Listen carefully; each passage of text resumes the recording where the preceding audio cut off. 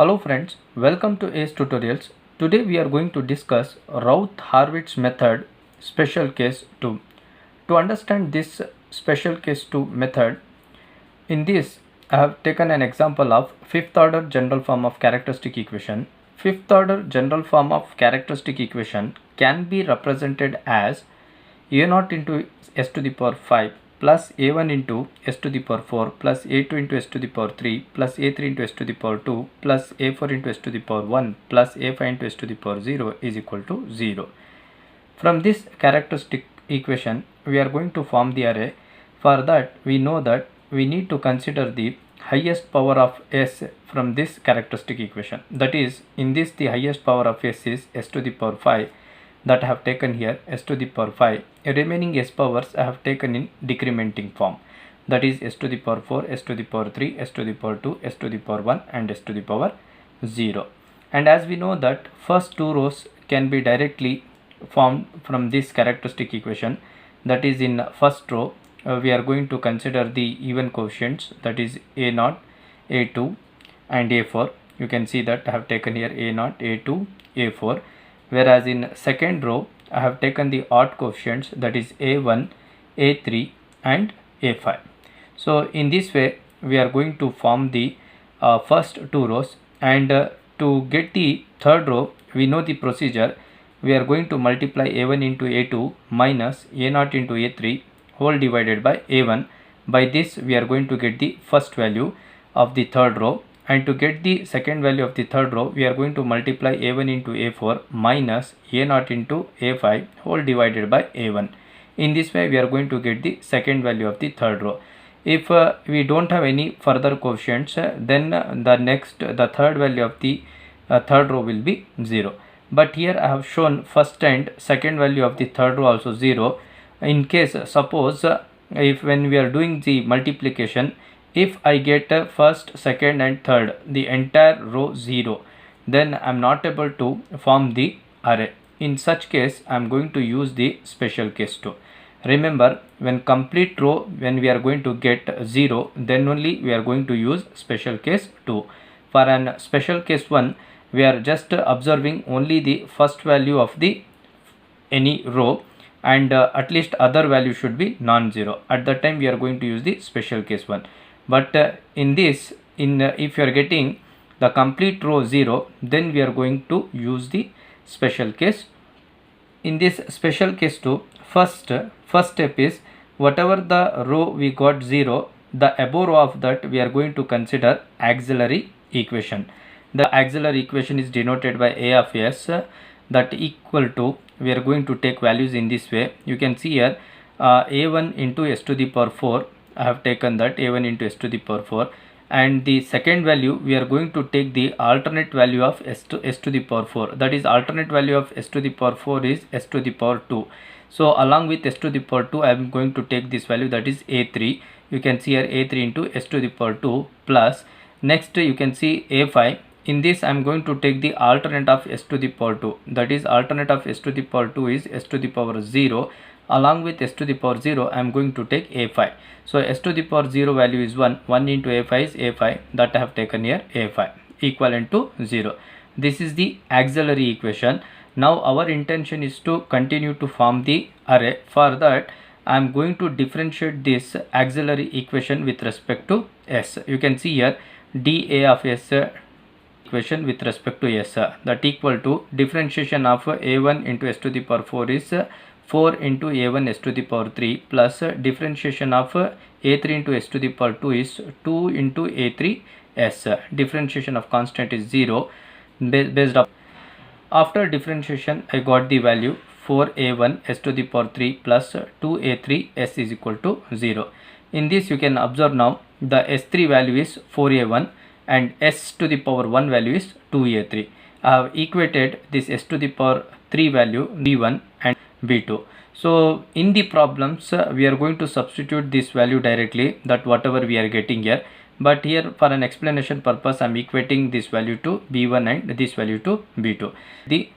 So this b1 and b2 value we are going to represent here. So by writing b1 value here and b2 value, now we got the third row value. Now we are going to continue the same way the procedure to form the array. That is, to get C1 we know that B1 into A3 minus A1 into B2 whole divided by B1. Next, to get C2 you can see here B1 into A5 minus A1 into 0 whole divided by B1. In this way we are getting C2 value. Next we are going to get the D1 value. To get a D1 we know we are going to multiply C1 into B2 minus B1 into C2 whole divided by C1. So this is I have equated to D1. I'll be writing here D1. Next you can see I'm not having any quotient value, therefore it is 0 here. Now to get E1 we are going to multiply D1 into C2 minus C1 into 0 whole divided by D1. But I have equated this value to E1. I am writing this E1 value here. Now in this way we are going to form the array when we are going to get the complete row 0 by using special case 2 method. Once we form the array, we know that to comment on the stability we are going to see the first column of the array, in which if you have the all the coefficients positive then the system is stable. If any one sign change also occurs then the system is unstable. That means based upon the number of sign changes we want to say that many poles on the right hand side of the S-plane. Now in this we are having all the positive signs. Now in this you can see we are having all positive signs, therefore we are not having any pole on the right hand side of the S-plane. But always remember, whenever we get the auxiliary equation we need to see that is there any roots occurring in the imaginary axis or what. From auxiliary equation always remember, before going to comment on the stability we need to check the auxiliary equation. So from auxiliary equation we may get a pair of real poles of opposite sign, or else we may get a pair of poles located on the imaginary axis, or we may get non-repeated pairs of poles on imaginary axis, or we may get a repeated pair of poles on the imaginary axis. These possibilities you may get. From the auxiliary equation you may get these possibilities, like you may get a pair of poles on the imaginary axis. You can see a pair of pole located on the imaginary axis. The second condition you can see non-repeated pairs of poles on the imaginary axis. This is one condition, and we know that when non-repeated poles we are getting on the imaginary axis then the system is marginally stable or critically stable. Now the third condition you can see with the auxiliary equation, you can see here we may get repeated pairs of poles on the imaginary axis, and we know if we get repeated pairs of poles on the imaginary axis then the system is unstable. Even if you don't have any pole on the right hand side, but repeated poles if you find on the imaginary axis then the system is unstable. Even the poles if you have on the left hand side and you are having repeated poles on the imaginary axis then the system is unstable. These are the possibilities you can expect. Another possibility, that is the fourth possibility, you can see from the auxiliary equation, you may get a pair of real poles of opposite sign. You can see there is a chance of you may get from the auxiliary equation a pair of real poles of opposite sign. So these are the conditions you can get from the auxiliary equation. By looking into that you are going to comment on the stability. So in this way I need to check the auxiliary equation, that is by looking into the first column of the array. If you have all the positive coefficient, that means same sign, and then that we can say that there is no pole on the right hand side, but the system can be marginally stable or unstable, because here we are getting auxiliary equation. Even you have the same sign, if on the imaginary axis if you are getting repeated poles, means the system will be unstable. After looking into the same sign change in the first column, if you find non-repeated poles on the imaginary axis, then it is considered as a marginally stable or critically stable system. So in this way we are going to comment. One more thing you have to make a note, that during forming an array you may get multiple times the complete row 0. In this example I have got only once the complete row 0. In between again if you get complete row 0, then again the procedure we need to continue in the same way. Whichever row you are going to get 0, the above row we are going to consider as a auxiliary equation, and then we are going to differentiate that with respect to s, and that values are going to be substituted in place of 0. But when you are solving, you have to find the pole values, that is root values, only for one auxiliary equation, not for the multiple auxiliary equation.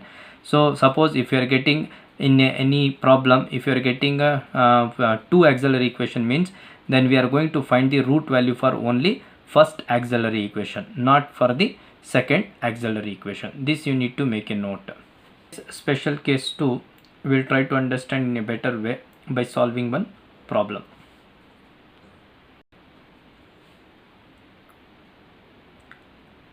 Using Routh Hurwitz method, find the stability of the given characteristic equation 2 into s to the power 5 plus s to the power 4 plus 4 into s to the power 3 plus 2 into s to the power 2 plus 2 into s to the power 1 plus 1 is equal to 0. For this characteristic equation we need to find the stability. For that, first we need to form the array. To form an array, we know that the first step is we need to find the highest power of s from this characteristic equation, and you can see the highest power of s in this characteristic equation is s to the power 5. By taking that s to the power 5 here I have considered, and the other s power values I have taken in decrementing form. So that is s to the power 4, s to the power 3, s to the power 2, s to the power 1, s to the power 0. You can see the highest power of s I have considered here, and the other s power values I have taken in decrementing form. That is s to the power 4, s to the power 3, s to the power 2, s to the power 1, s to the power 0. So now next step we need to substitute. The next step we need to form the first and second row. For that we should know the quotient value. Here in this you can see the a naught quotient value is a naught is equivalent to, we are getting a naught is equivalent to, here it is given 2, a1 is equivalent to 1, then a2 is equivalent to 4, then a3 is equivalent to 2, then a4 is equivalent to 2, then you can see a5 is equivalent to 1, and all other quotients are 0. That is a6, a7, all these are 0. Now by substituting this coefficients value in this, we are going to form the array. As we know that in first row we are going to take the even coefficients, that is a0, a2, a4. In even coefficients, whatever the value is there, that we are going to consider in the first row. That is a0 coefficient value is 2, and a2 coefficient value is 4, and a4 coefficient value is 2. Next, for the second row we are going to consider the odd coefficients, that is a1, a3 and a5. In this odd coefficient I am having value for a1 value is 1, and then a3 value is 2, and then a5 value is 1.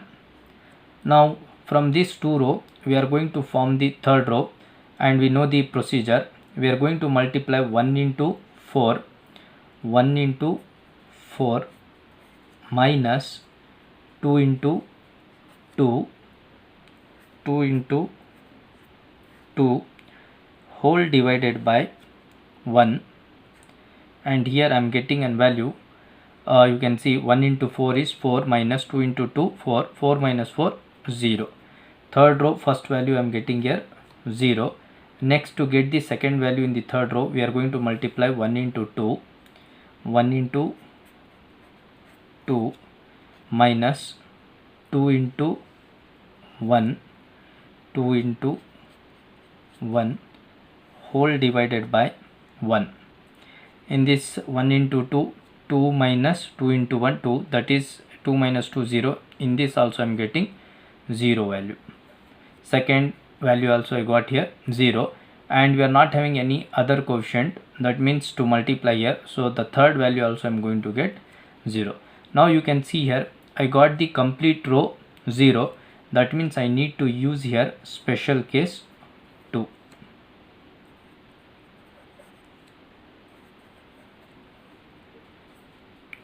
You should specify when such row, complete row occurs 0, specify next to that special case 2. So now we will follow the special case 2 method to form the array. As we know that once we get the complete row 0, the above row we are going to consider as a auxiliary equation, and that auxiliary equation will be differentiated by s, and further it is going to be substituted the differentiated value in place of zeros. That we'll see in the next array. In this you can see I have considered first two rows as it is. Now as I said, when you get complete row 0, the above row we are going to consider as a auxiliary equation, that is denoted by a of s is equivalent to, we will write auxiliary equation in this way. You can see 1 into s to the power 4 plus value. We are going to take alternate value of s to the power 4, that is s to the power 2, and here we are having a coefficient 2 into s to the power 2,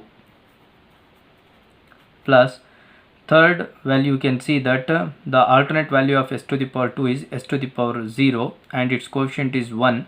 So s to the power 0 is 1. I am going to write this 1 as it is equivalent to 0. Now we know that we are going to differentiate this auxiliary equation with respect to s. So dA of s by ds is equivalent to differentiation of s to the power 4 is 4 into s to the power 3. Differentiation of 2 into s to the power 2 is 4 into s, and differentiation of 1 is 0. So then I am getting this value. So differentiated value I got 4 into s to the power 3 plus 4s is equivalent to 0. That means I got now s to the power 3 value. I am going to write here s to the power 3 value is 4, to the power 1 value is 4. I am writing here. Now I got the third row. By differentiating the auxiliary equation, I am going to continue the array formation by multiplying 4 into 2 minus 1 into 4 whole divided by 4 is equivalent to, you can see here 4 into 2 is 8 minus 4 4 by 4 is 1. So here I will be getting first value 4 after doing the multiplication of this. Next, to get the second value of this row, I am going to multiply 4 into 1, and here I am having 0. 4 into 1 minus 1 into 0 whole divided by 4. So 4 divided by 4 is 1. Here I am getting 1. We know the short method, that is whenever you see the diagonal multiplicand as a 0, the above value we can write directly as a resultant value, that is 1. Next, to get this row value, I am going to multiply 1 into 4 minus 4 into 1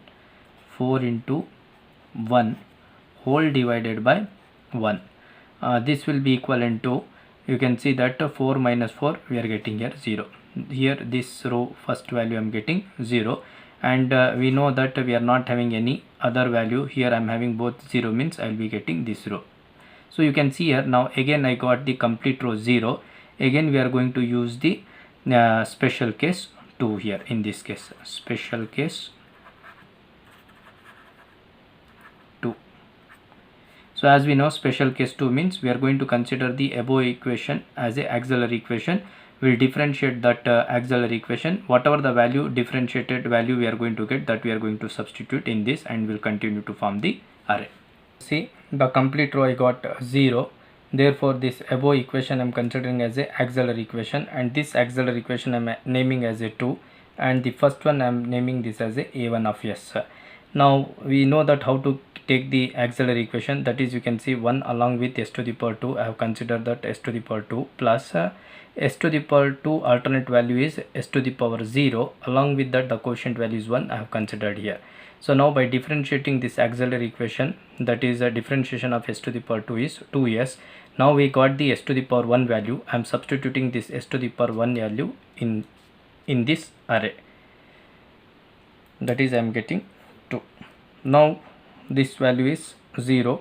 As we know, we are going to proceed to get the s to the power 0 value by multiplying this minus by multiplying this and this, dividing by this value. We are going to get resultant value is 1. That means, as I told the shortcut, when you are having in the diagonal multiplication 0, the above value we are going to consider as a resultant value, that is nothing but 1. Now you can see in this all the coefficient with same sign. That means there is no root on the right hand side, but we are getting here an auxiliary equation. I need to check whether it is an marginally stable or unstable. Now you can see from this first auxiliary equation, we are going to find the root value. The auxiliary equation is s to the power 4 plus 2 s to the power 2 plus 1 is equal to 0. In this I am going to substitute s is equal to s to the power 2. By that I will get s4 I will get in the form of s to the power 2 plus s square I will get in the form of s. 2s plus 1 is equal to 0, and we know the formula s square is equal to minus b plus or minus root of b square minus 4ac divided by 2a. And we know the a value, that is a is equal to 1, b value b is equal to 2, c value 1. By substituting this abc value in this equation, I will be getting s square is equal to minus 1 comma minus 1. That means 2 roots with plus or minus j. By applying s is equal to root of minus 1, that is nothing but plus or minus j. The other 2 roots also s to the power 2, that is third and fourth root also I am getting plus or minus j. That means you can see on the imaginary axis roots are repeating. Even in the first column I am getting all the coefficient with same sign, but by solving the auxiliary equation, you can see here on the imaginary axis I am getting repeated roots. That means system is unstable. System is unstable system. So hope you understood this video. For more such videos, like and subscribe my channel. Thank you.